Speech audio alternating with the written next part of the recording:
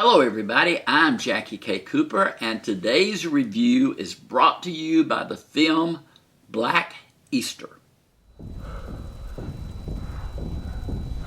In my wildest expectations, I would have never figured that you would create time travel.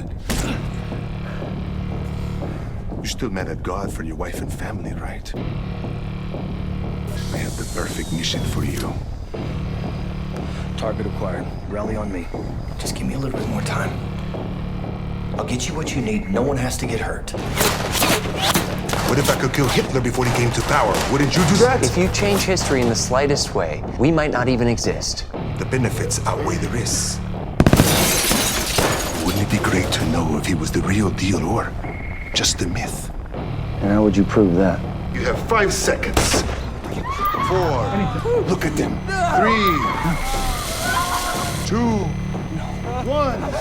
You are not giving me your life. I am taking it from you. I have already died for you. Black Easter is playing in theaters now, and it's also available on Amazon. Let's move into my movie review for today, and it's a review of the film The Fast and Furious 9. Now, this is the movie that people have said, this is the one that's going to bring everybody back to the theaters because you're going to want to see it on the big screen, and all of those points are valid. And it was exciting. I saw it on the big screen, with the stereophonics and whatever, Dolby sound or whatever you want to call it. And it is action-packed. It is certainly that.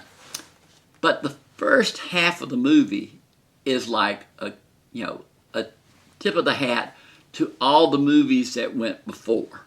You get a little, taste of Kurt Russell in there. You get a little case of Lucas Black in there, who was in the Tokyo Drift movie. Helen Mirren appears. Charlize Theron appears. And they're all reminders of things that have gone before.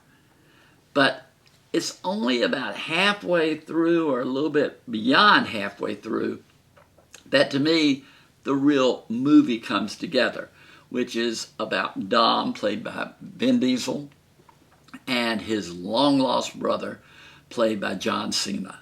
So that is the crux of the movie, but you don't get there until way into the film. But it's an action movie. You have to suspend belief. You don't sit there and rationally say, oh yeah, that's how they did this and that could happen. No. A lot of this stuff just couldn't happen. And they even talk about it in the movie is, how do we do all this stuff and we never get hurt? I mean, they really have a discussion about that. But it's fun. It's the group, the gangs all together. You've got Vin Diesel, John Cena, Ludacris, Tyrese Gibson, Michelle Rodriguez, Natalie Emanuel, Jordana Brewster. I probably left out somebody, but they're all back, and that makes for everything in this kind of movie because you've got the familiarity. I think to really enjoy this movie, you need to be an expert on the previous 8 or previous 9 if you count Dawson and Hodgson off, but you have to have a familiarity with those. You'll still enjoy the movie, but you're not going to enjoy it as much if you don't know what the lock is to these characters who keep popping up on your screen. So keep that in mind as you're seeing it, and you might want to brush up on your previous Fast and Furious movies to go. But the film is rated PG-13 for profanity and violence. The action is fine. The acting is fine. I scored it 6 out of 10. It's above average. It kept me entertained, but it never, the pieces you had to kind of pull them together to get the full impact of the story. And once it gets into the emotional core, that's when you really, really get into the movie. But for today, this has been Jackie K. Cooper's movie review of The Fast and the Furious 9.